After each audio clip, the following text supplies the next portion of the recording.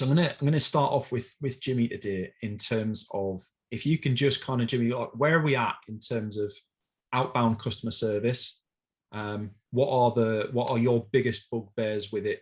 Is it not done? Is it done? Where are we at with it? What's the state of play? So we're right under the bus from day one. I need to unmute him. There we go. Apparently, it's managed to mute everyone again. That's my fault. I was slurping on my cup of tea and then I'm muting myself. Yeah.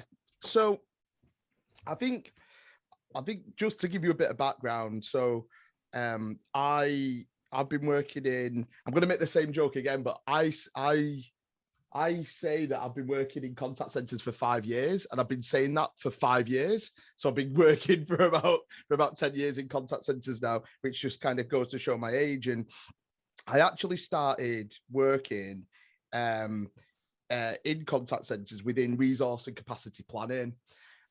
So I was doing kind of forecasts, intraday forecasts, and demand forecasting, trying to work out how I can better predict demand, because that's what you're trying to do for an inbound contact center. You're trying to predict demand, and got to learn all sorts of interesting things around demand, AHT, productivity, and how none of that matters because your chief financial officer says she's got this much budget. So actually, how do you kind of do some bits of automation, and how do you reduce time and things? But it was mainly around how do you control demand? And it's something that I've been interested in sort of since that day, and it's an interesting problem. What I've seen over the past 10 years has been kind of soul destroying in a way, because what people have tried to do is they've tried to deflect voice into cheaper channels, or what is perceived to be cheaper channels. So it started off with web chat, and then I think everybody who's spoken to me for more than 5 minutes knows my views on web chat, which is it's not a cheaper channel. And then doing whatever we can to stop inbound voice, so removing numbers from digital channels, and so people can't actually kind of contact you, which I don't know how we think that is improving customer experience, because it's not. And then finally the dreaded chatbot. So and also as well, to pay the devil its due, to what I believe to be more customer experience friendly, customer friendly channels, things like asynchronous messaging.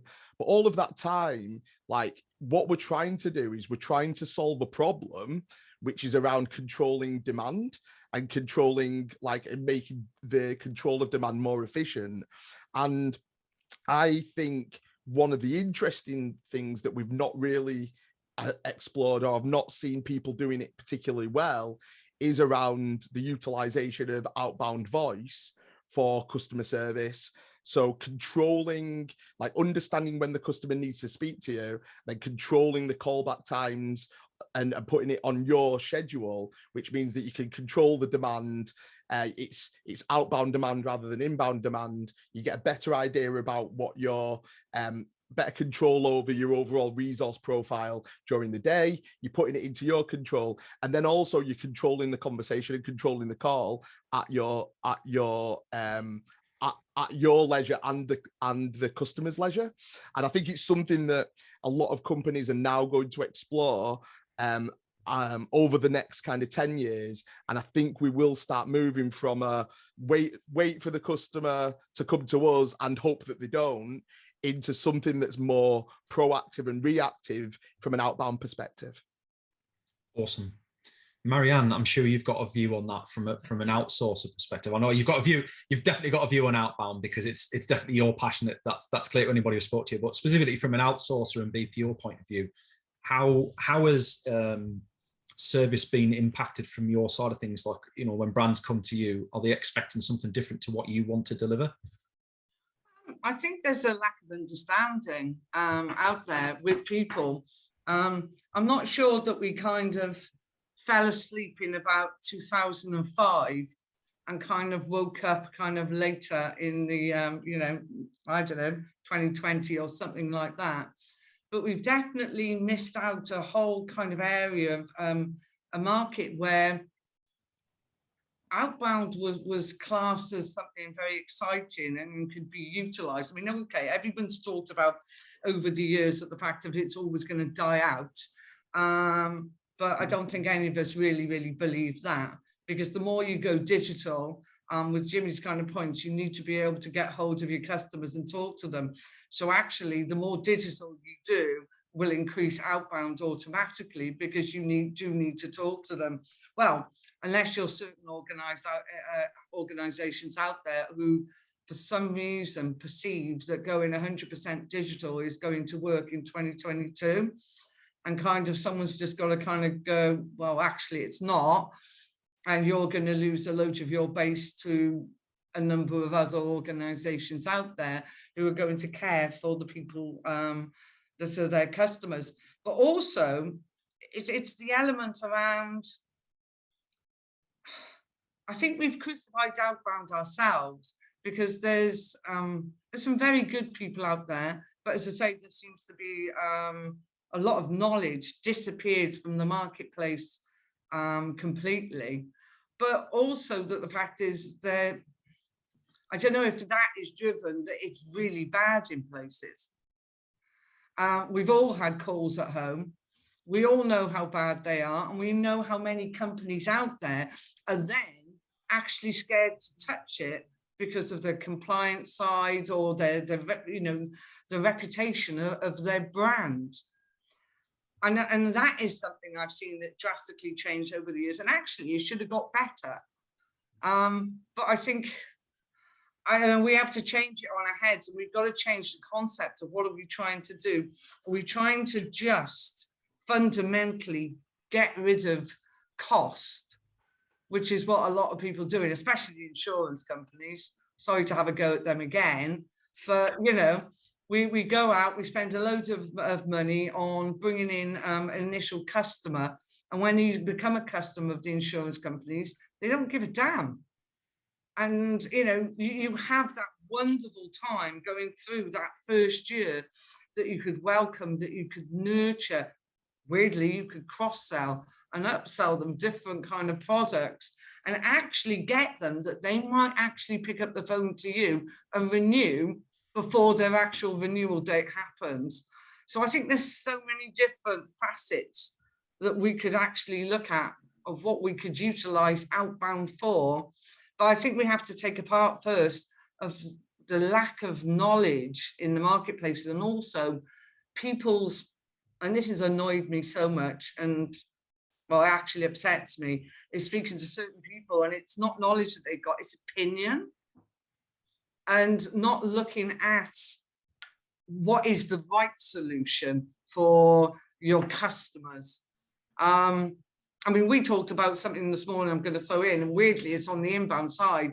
I'm getting kind of, well, and actually Gary wrote something kind of similar about it today, is the fact that when people outsource, the fact of how much that they try and narrow you down, companies, on training costs, or they want you to do productive hour. And the fact is then we just stress out all the people on the telephone, and all the quality goes out of the window. Oh my God, there's so many facets, and I'm going to pass it over to someone else to talk about. I'm getting far too excited. Yeah, it's too early to put your soapbox down for now. Like, we'll get it back out in a bit. We'll get it back out in a bit. So Al, I'm gonna come over to you then. So one of the things that when we'd been discussing it previously, Gary had been quite keen to point out that contact centers are often seen as a cost center as opposed to a profit center. And his point was that that's mainly because in the contact center, most of the people in there tend to spend all the time firefighting rather than dealing with the actual root causes. Because the moment something goes wrong, we turn off outbound and start just dealing with the inbound. What's been your experience with that side of things? Is that fair to say? Is that all there is to it? I think there's a lot more to it. You're absolutely right. I think, Paul, that the truth is that for a long time, and even I guess even now, there's a a real issue with contact centres, service contact centres being seen as a cost as opposed to an opportunity. I mean, that's been a long-standing problem. And that's very much the case where the contact centre coexists as part of a business or businesses which generate revenue. And the contact centre, typically is the only part of that business, or one of the only parts of that business that doesn't generate revenue directly. But my view has always been the case that, and I'll come to outbound in a second, but generally within contact centres, if the job is done right, if the outcome is usually right first time, and the customer experience of that outcome, improves customer retention and keeps those customers coming back, actually service can generate revenue in its own right. Service can generate revenue. Good service and a good contact center can generate revenue through customer attrition being slowed and customer retention being increased as a direct result of good service and right first time. And people talk about outbound, and just to come to the outbound piece, and I'm not too sure where you got up to in the last episode, forgive me, on that score. I'm sure you'll scold me later, Paul, when you next speak to me. But I think that when people talk about outbound, Marianne, you made a point a second ago about outbound historically having this kind of really bad reputation, and somewhere between, I think you said 2005 and 2020. I think it goes way before 2005, but outbound has always had a bit of a stigma that if you get an outbound call, it's going to be A, a bad experience, B, it's going to be all about taking money out of the lining of your pocket. And it's always had a pretty negative perception from a customer point of view. I think things have changed so much today that customers are looking for different experiences from their contact center provider or from their supplier of whatever that happens to be, whatever product or service that is. And I think today outbound has a much more valuable part to play in terms of service. Customers don't necessarily want to queue on IVRs and get through the IVR process and queue for an agent for a long time. Jimmy, you're right. Chat isn't always the most effective solution. It is a very effective solution. It's certainly not the cheapest solution, but it isn't always the most effective solution. Sometimes I think there's a gap at the minute where there's outbound service and resolution to customers. There's a real gap there at the minute where we could really be optimizing how we contact customers on an outbound premise, and actually give customers, before they get to ask the question, or before they even think they even need to know that they have a question to ask, that they're giving them opportunities and answers on an outbound basis before they even get to that point. Super reactive, super proactive rather, outbound service. And there's a real opportunity for us to explore there. But the difficulty, of course, is that customers, and in a quite a wide sense, have such a negative perception of outbound that I think we need to cure that illness first before we start to apply, those really sort of contemporary methods and using outbound to be really super proactive about service. We've got to cure this misconception that people have that outbound is actually is an illness, and get there first. But yeah, to your original point, Paul, and I'll shut up in a sec. I guess that contact centers do have a bad reputation internally to business as a cost as opposed to an opportunity. And there's a lot of stuff to sort out in that respect. But I'm keen to explore the whole outbound piece as a proactive service piece, and to take it away from just that perception that it's just a negative sales drive. And can I just pick up on that, because I'm just quite interested. Like, I see a lot of the problem, like it being perceived as the cost center. Actually, now I think about it, and I know I probably should have thought about it beforehand, but because then what happens is, and obviously you guys have come from outsourcing. Do you see part of the issue? So first of all, you outsource, and that saves you some costs. Then you offshore, and then that saves you some costs. But then then you digitize some of it, and so that perceptionally saves you some costs. And it's kind of a really reductive path around cost cutting to the point where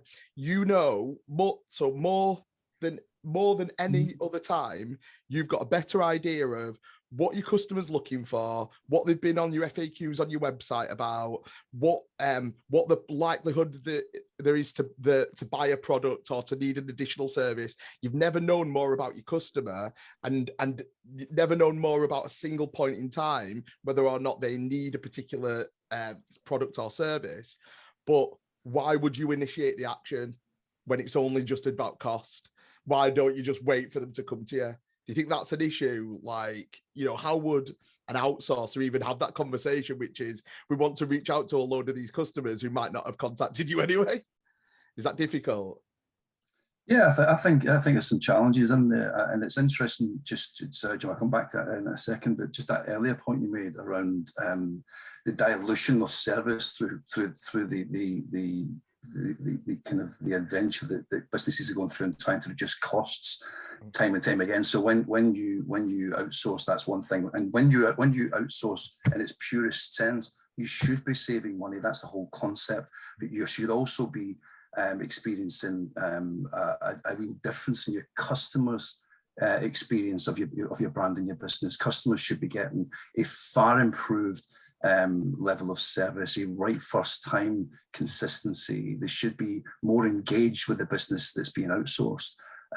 So that they feel, you know, you should see that reflected in customer retention. You should see it reflected in cost reduction on complaints, for example, and all sorts. But then, you know, customers, and this, I'm glad to see this curve is starting to turn back to more common sense. But you see businesses outsourcing, which is great.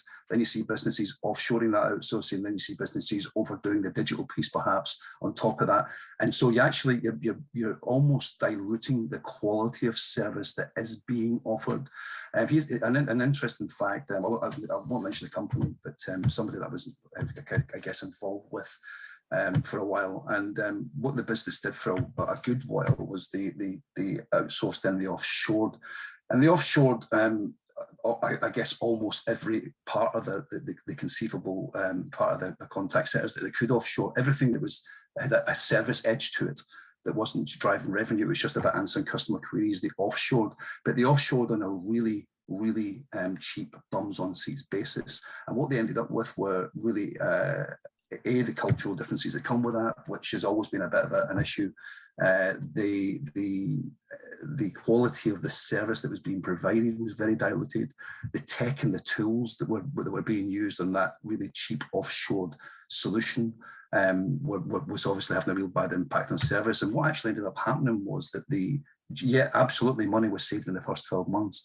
But when you came out the back end of that into the sort of second year and 2.5, 3 years in, the costs to resolve the complaints that were being generated by the poor quality of the service offered on the offshore outsourced piece was greater than the savings that were initially being made by the business in their attempt to offshore in the first place.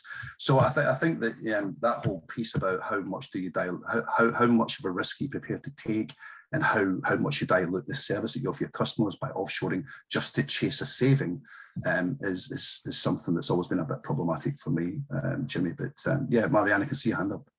Yeah, and I'm going to completely agree with you. And I can go back a number of years. I had, was it 85 people doing outbound credit cards for Bank of America. And I remember having a call one Friday afternoon from Bob. And Bob said, we're going to decrease you by 30 heads and we're sticking it out in Indian contact center because, you know, you cost this much and they cost this much. And so I kind of went, right, okay, then give me 20 minutes, don't do anything and let me come back to you.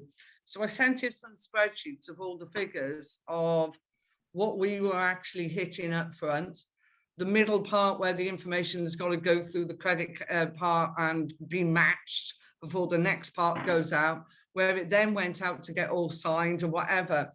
And it ended up that they were about the same at the front end. Middle end, we were like 99% and they were about 60%. And then the back end, they were 28% and we were 46%. So financially, I was able to show them clearly we were far in advance of them. And within an hour, the whole decision had been upturned. And it's just like, well, no, you can keep your 36 now. Oh, by the way, we decided to take 20 off the Indians and give them to you. And you kind of go, right, okay. And that's just turned around because the fact is absolutely out there. You could show them that actually financially, it's right. Done the same stuff for kind of 3. You know, they're all about, oh, smash it, get it on the board. and all that. And then, you know, that back end return rate, you've got to have less than something like 7% on well, the back end part of it. And I remember being just tiny bit away from this other company, and we were beaten over the head of the fact of why we weren't, you know, even more on the board, and why weren't we smashing it like this other guys. And I'm like, yeah, they're about 0.1 behind. And I said, what's the back end rate? They said, you're at 0.6. Oh, sorry, you're at 6%. What are they on? 41%. So, you know, and I also said to the client, I said, so why are you pushing me to actually smash it, put it on the board where it's going to be low quality? They're not going to retain, because the most important thing we all know, first year, loss leader, second year, break even, third year, make money, fourth, fifth year, if you're in your insurance company, 10 year, oh my God, you're making so much money. So, you know, the fact is, it's looking at reality and looking at figures that tell you the true information that's doing it, and actually what is succeeding and what's not succeeding. I think. So I was going to say, I think there's an element of a lot of the businesses out there at the moment are struggling to differentiate themselves. You know, you want to be successful in any one given market, you need to be first to the market, which is, you know, really hard to do. You need to be best at what you do. Best in class is really hard. It's really expensive, and it requires usually a big checkbook. What everybody is capable of doing is differentiating themselves from their competitors. And in my eyes, service is one of the ways that you can start to differentiate yourself quite easily. And, you know, we talk about, Al, you mentioned kind of, you know, it's an extra cost to outbound someone for a service call. And in an outsourcing space, that's just kind of adding to the margins and adding to the cost. That's fair. But what if the outbound service call also brings in some data? And I think that's, you know, that's where we took it when we were talking to Gary before, was kind of, if you're using those service calls for a valid reason to understand and enrich your CRM platform, then actually the calls pay for themselves. I agree with that, Paul. I think that you're absolutely right. And this is what I meant earlier. What my point I was trying to make was that the whole outbound piece in that respect is probably primed now more than it has been for a long time to be optimized and exploited around that whole piece. For me, there's two things. One, you're absolutely right, and I'm glad you touched on it. I wasn't conscious that Gary had made the comment, but if an outbound call can do two things: one, that is resolve a query prior to the customer, you know, even perhaps understanding that they needed it resolved. So using the data, the information we have about customer profile, customer behavior, customer spend, whatever it is, that data to get ahead of the customer's question and contact them outbound to say, look, this is, for example, here's some information around your spending patterns or how you use our service or whatever it is. There's a better way for you to do this. Give the customer some options and allow the customer to understand, you know, that outbound call had a value. It may have seemed like an inconvenience at first, but actually by the end of the call, the customers realized that there's a better way to invest their time, their energy and the money in the business that's just called them, and for them to get better outcomes. So thank you very much for that proactive outbound call. I didn't have to call you. You called me with a great solution.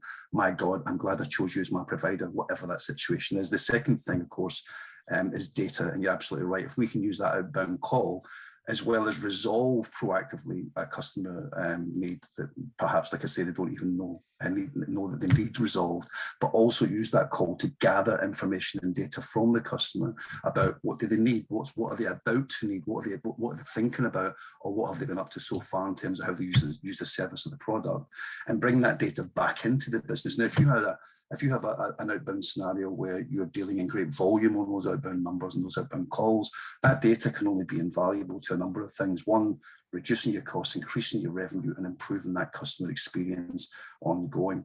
So actually, outbound is now primed, and I think to make a difference on a number of levels. And one of those is that customers, I wouldn't say customers are becoming lazy or complacent. I think there's so many self-serve options and partial service options out there that customers are expecting to have things done in a much easier way.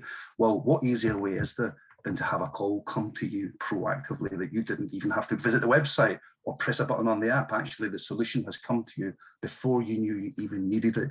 that's probably, we're in a place in the customer mindset where customers expect the ease of the transaction to be so mind-blowing that actually maybe we're full circle. Maybe actually outbound is about ready to have a new age in the way that it did when it was first a thing, you know, back in the 90s and turn of the century. Jimmy, I think it's fair to say we've had a conversation previously about using things like next best action to make that outbound service even more efficient in terms of can you start to model who it is likely to call up or not likely to call up. So like, I guess my point is like, how do you see technology and AI assisting in that space?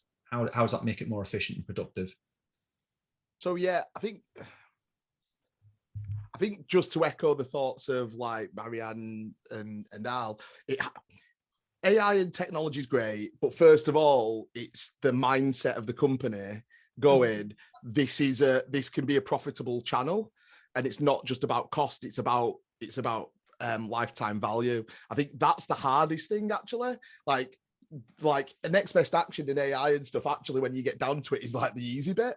So I think once you get to the easy bit, once you've got over the hump, I think from our perspective, what I'm interested in is, first of all, a lot of stuff we do is probability times value minus cost.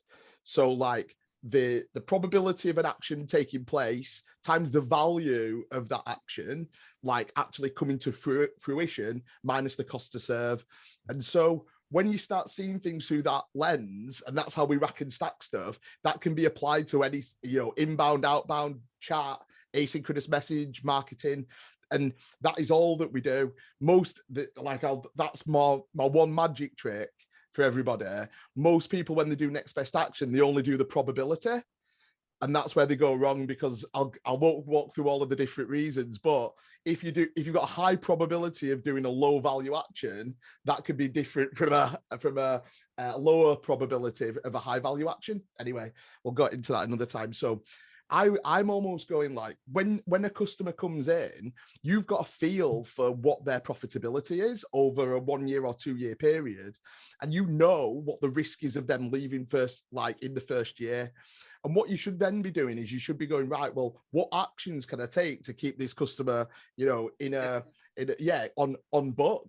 And that could be, if you're controlling the conversation, you could turn an outbound conversation, which costs you £2.50, from an inbound conversation, which is costing you £6, you know. And it's just thinking about that, like what happens if I intercept, you know, in insurance, typically, everyone's going to call you on motor insurance once a year to cancel, like, or to haggle on the price. We'll intercept it and control it, and then and especially on your high value segments, control that conversation. Even if that means it's a cancellation, like control the cancellation. Don't have them haggling on stuff where you're going to do an instant cancellation anyway. I think that's one. I think what Al was saying about how through service you can collect different types of information, I think is really interesting as well. You know, what I would be doing is I'd be talking to a limited number of people that picked up the phone, but from those limited number of people, with all of the information that you have on those people, you'll be able to create avatars. So it's like, these are the people we've collected information from, and these are the people in our customer base who look like those people. And therefore they possibly want these types of services and products and stuff as well. And then finally, like my big thing about pressing buttons and stuff like that. Oh, digitization makes it easier. It doesn't make it easier. Like, I've got to pick up my phone. I've got to like type in, I've got to find the website. I've then got to log in. Then I've got to do multi-factor authentication. Then I've got to find the bit of the app that I need to go into. Then that takes me ages. Then I press the wrong buttons. Then I have to enter my card details. It's like, it's definitely not easier. If anything, we're adding to customer effort. Like, we're outsourcing. We've not made things easier. We're outsourcing can I swear on this? I'm too late. We're outsourcing all of the shit to the customer. Like, all of the stuff that we used to do for them, we've outsourced it. And we've gone, why do customer experience scores going down? Because they hate it. So my view is, if we can start making these types of things easier, you know, I think ultimately, as a customer, voice is much easier when it's on my terms. And I think in the future, once you understand the next best actions and the segmentations of your customers and the avatars and what they want and their personal preferences, my view of the tech stack in the future is I will go, and someone's Alexa might go off now, but I'll go, Alexa, please schedule a call with X company at this time. And they'll put me on hold and wait, and I could go straight through and I could go to speak to somebody. And it's that combination between inbound and outbound voice. I think that's going to be the future of the tech stack. I think that'll lead into Marianne. I can see you waiting. I knew you were coming up next, because I know your passion is about like what the customer wants as opposed to what the business wants. So I'm assuming that's where your segue is. Yeah, and you know, to be honest, I was listening to Al and Jimmy, and bringing in the data thing is absolutely fundamental. And I actually wrote down before Jimmy said something, I went, mentality change. And there has to be a mentality change within organizations. I mean, especially not just in regards of doing outbound, but how it's done and how it's educated and trained out. Because what I've seen for a long time is people, when they're on the phone, and we brought it up quite a lot in outbound selling, is, you know, the fact that they get on the call, they try and sell, they close it. I remember once upon a time, many years ago, the fact is we used to do things, even in consumer, called build pipeline. And the whole point was about building that relationship with people. That actually, and I used to teach people, is the fact that from the minute you touch them, virtually, of course, but you know, before you actually get them as a customer, how you talk to them, everything you do is what they're going to make up of your company and what they believe and what they trust in. So continuing that journey is important, because as soon as you get the sale and you drop them, actually that's the first thing you've done. You've just gone, right, okay, yeah, we got a sale, don't give a crap about you anymore. And then you just left. So actually, you know, Jimmy's point of the fact of what gets put in throughout the time is extremely vital to what we do. And yeah, I actually believe in the customer more than anything. And I believe that, you know, whether it's inbound or outbound voice, whether it's email, SMS, live chat, any of it, bot even, it all plays a part, but it's allowing the customer to communicate how they want to communicate. But also then the mentality change goes back to the data. We've got to start educating people of back of gathering the information, because your CRM is only as good and your AI is only as going to be as good as the data that is actually gathered by people. And if your people are not educated in the right way, and I'm going back to that thing about education, not training, anyone can train anyone to get on the phone, read a script, and that's it.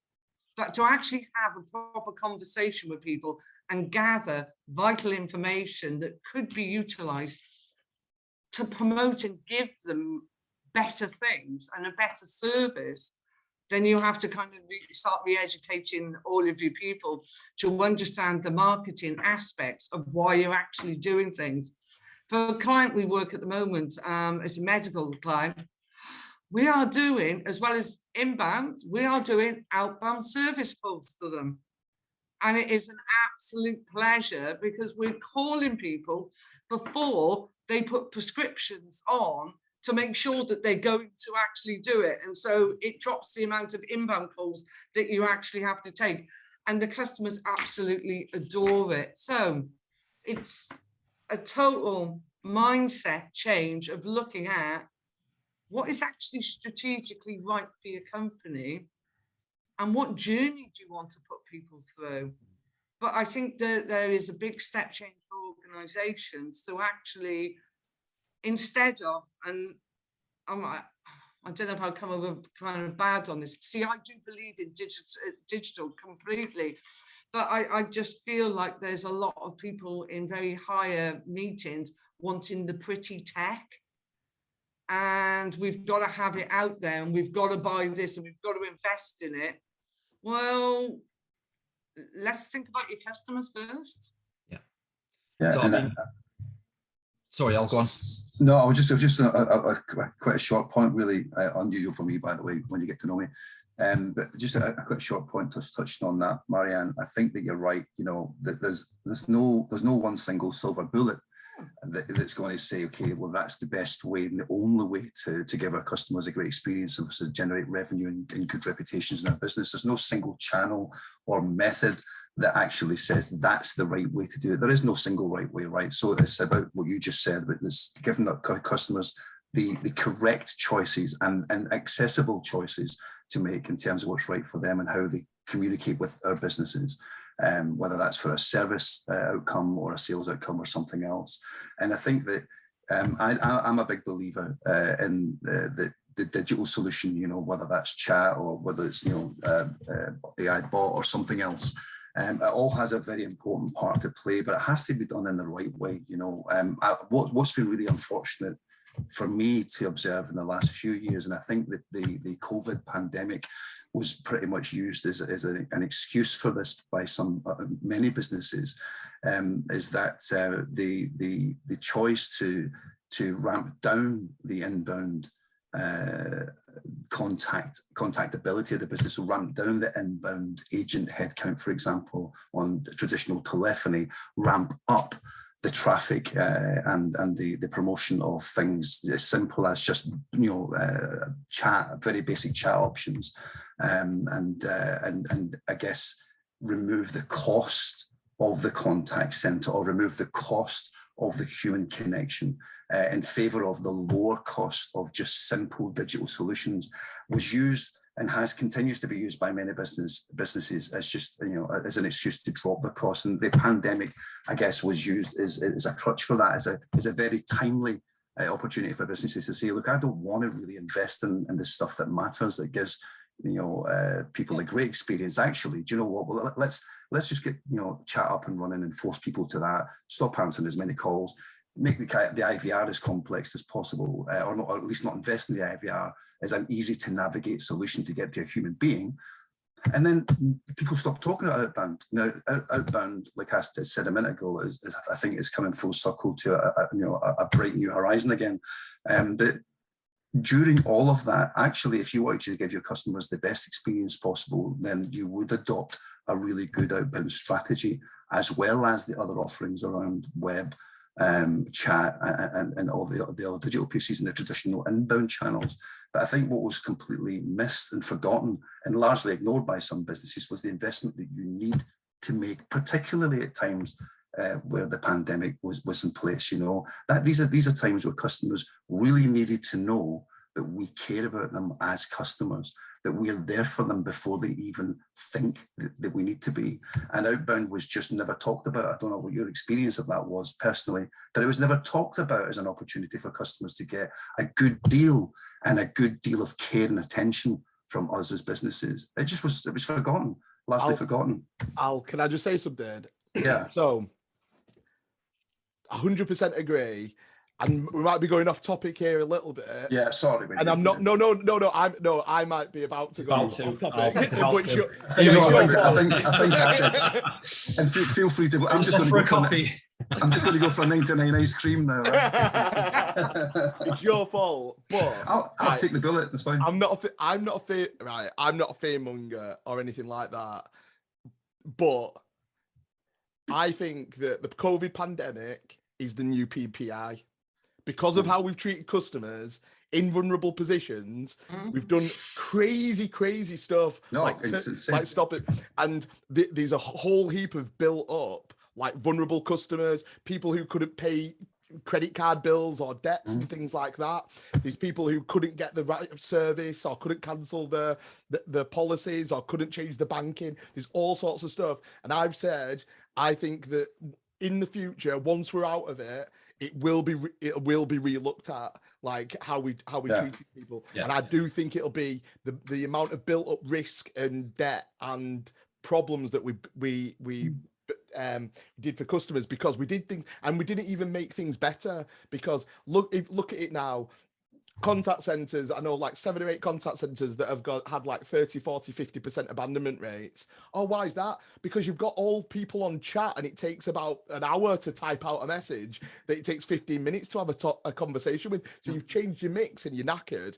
Or site strategy. Oh, we sent everybody home. Why is my attrition high? But worse than that, Jimmy, I've actually been in situations, and I don't mind saying quite recently, and you know, anybody who sees this will know where and who I'm talking about, but we've actually turned the calls off. Yeah. We've actually stopped people having the ability to even call it. They get to an IVR and they'll get a message to say, we don't love you enough to talk to you. And they'll be deflected to either a chat option or, and I've seen this, a number of businesses do this as well. And we have gone off topic, and I'll take half the blame, not all of it, Jimmy. But we have deflected customers from IVR just to simple copy on the website. Go and look at the website. There'll be something there to help you. And I think you're right. You know, I think this is a really good point. And maybe, Paul, this is an episode in its own right. You know, how we treated people during the pandemic. But during the COVID pandemic at its height, I think it was one of the opportunities that in the world, but let's talk about Britain, that we had a real, an astonishing opportunity to step up. And in these businesses that we're all involved in, all the people on this call, where we are duty bound to offer great experiences to the customers who trust us with their time and their money, we had a real opportunity to step up and do something pretty amazing. We had the technology, we have the know-how, we have the collaborative relationships as per this call. We have the infrastructure, we had all of it in place and lined up to deliver mind-blowing service outcomes, proactive, reactive, and everything in the middle to customers. And what did we do? We turned the tap off on them, and we suffocated them. We didn't give them enough help and enough oxygen to actually, you know, get the kind of help that they needed. And I think maybe that's something that needs to be explored in terms of what did we learn from that. But I think you're right, Jimmy. There's a tsunami of trouble coming the industry's way in terms of how we didn't step up. But it's off topic. Sorry, Paul. But, yeah. No, it's quite right. Like, I think it's not even just like we're talking about this as though it's major contact centers that are guilty of this, right? Like even my doctors down the road. Oh yeah. In a 4.5 minute IVR before you could get through to a receptionist and point at everybody. And bear in mind that like the most of the people that are going to be spending their time, like my mum, ringing the doctors are elderly people who aren't comfortable with digital channels. Everybody was being pushed towards, oh, we've got a brand new website now, you can book your appointment through here. And you had to listen to 4.5 minutes of that before you could get through to anyone. And I just thought, you know what, if I had to ring that 3-4 times a week, I would be suicidal. But if you take it back, you're right, Paul, and if you take it back to its original point, at the start of this conversation, you know, what's the value in outbound? I mean, like I said, you know, and Jimmy, I've talked to you in the past, and face to face, you know how much a fan I am of automation and digital solutions as well. But in balance, the pandemic was a great opportunity for us to use outbound in the most powerful way that we would have been able to use outbound in the last 2 decades, and we failed to use it properly and to its fullest impact. You know, the ability to contact these people who, because of the data we have on them, using your doctor as an example, and other people Jimmy mentioned, because of these, we've got profiles on our customers, and we know the people that we could have proactively contacted to give them help, assistance, answers before they think they needed the answers, and all that stuff. And maybe it's a bit of a wake-up call. If we can learn something from it, and actually embolden the outbound proposition so that actually it becomes something which is far more powerfully helpful to people as we move forwards, and use it as an opportunity to improve. I'd like to explore that topic at some point in the future, but sorry, Marianne, I can see you there. Yeah, I'm kind of interested in the fact of there's an awful lot we could have done through the pandemic, and to be honest, we could have probably done everything very, very differently, but you know, I think it's once in our lifetime, or hopefully that we'll have that. But, you know, we'll talk about the customers then. What also we did was actually you didn't have the people to be able to do it correctly at that time. Because what we've done, and I think, you know, Jimmy's point of what it's done to damage customers, it's also damaged our people. And I think that is something that we massively need to look at, is the fact is that, you know, you see all over LinkedIn, you see all over the news, and everyone goes on about, you know, working at home and all that. And you can't kind of broaden it over everything, because the fact is everyone is very individual. And, you know, agents definitely are not like, you know, a lot of marketing people or architects and all those type of people who can work from home absolutely fine. What we've done is made a lot of our people very, and we talked about this, Paul, very anxious, but also we're turning our people into very insular people.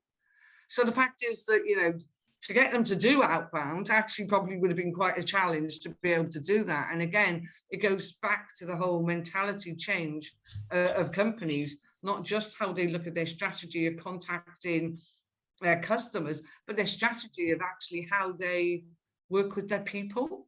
And I've seen some very scary things and very upsetting things of how insular some people have got, down to the fact that we're coming out the other side of it, you know, all great. And some people are very having difficulty of still leaving their homes.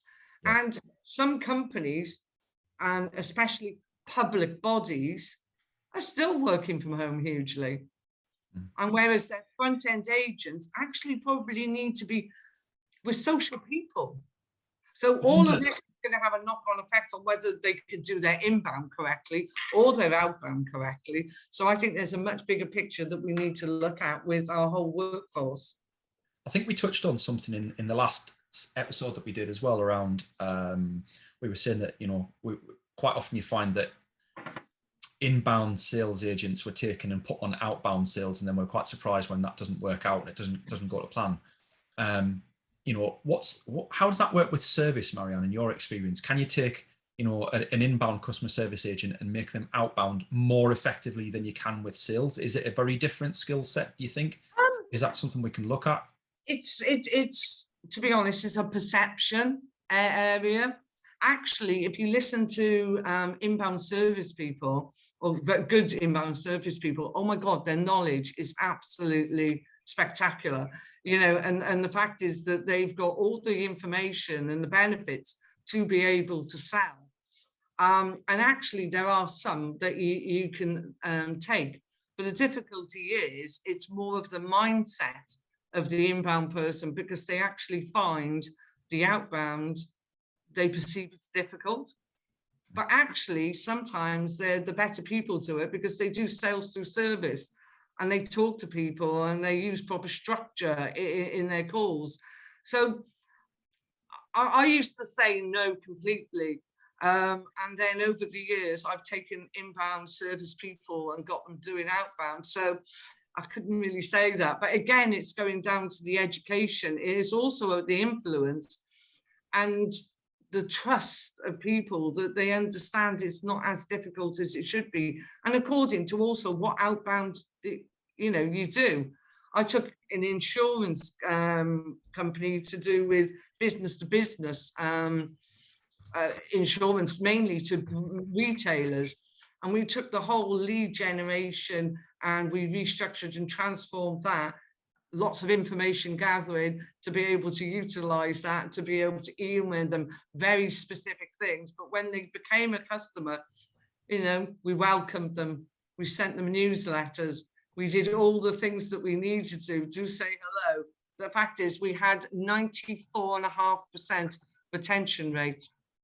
And people would just ring us before, you know, and 42 days, and like, we'll renew. So the amount of outbound we had to do then on the sales decreased drastically, because we got most of the sales from inbound. But that is only because of the outbound journey that we put in place. But we took, you know, more servicey people and actually built them into kind of relationship building, doing these outbound calls and making the customers feel very comfortable and wanting to stay with you because you were offering them an excellent service. So you can do anything, Paul, if you really want to. It's about doing the right education and the right training to be able to support people down the right journey of doing it, the right scripting, guideline. Let them put the character. Well, let's not start that fight again. Me and you, Marianne, we're gonna fall out. Outside car park. It leads into a good point though, Jimmy. Like we've talked before about data and AI being used to kind of stitch the customer journey together. So like, I guess where you do the customer service is almost as important as doing the customer service. How easy is it for most businesses now to get to a point where they can use things like customer journey orchestration to understand where it's important to have those outbound service calls? You think we're ready for it?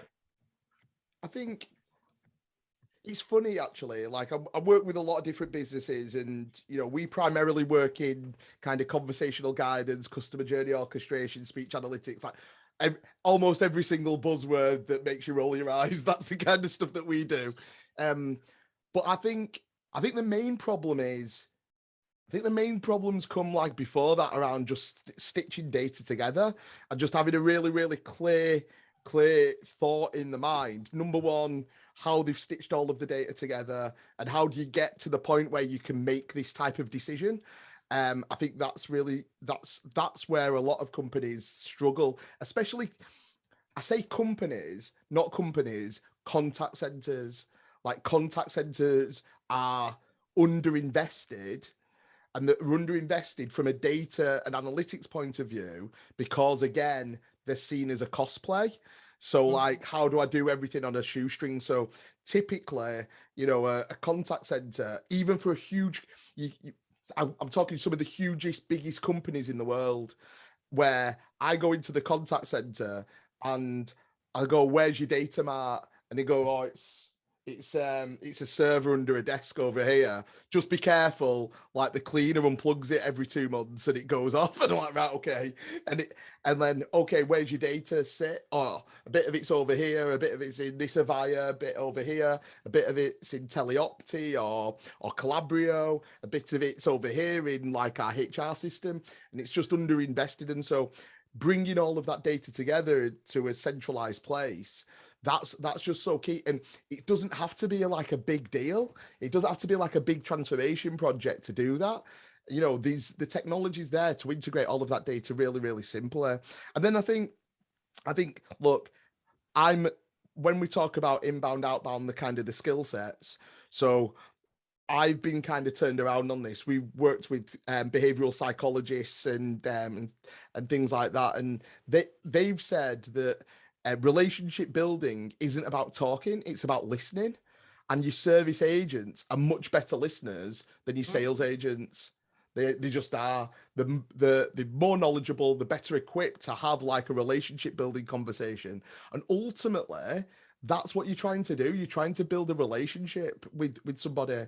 So I think the use of conversational guidance is important, because people just freewheel, and that can be good. But then how do you get the control if people are freewheeling? And how do you take a really great, your top quintile or quartile service agents, and how do you get to see what they do and then mirror that across everybody without using conversational guidance and speech analytics? That's really, really hard. So I do think that there's a role for those types of technologies in controlling those types of things.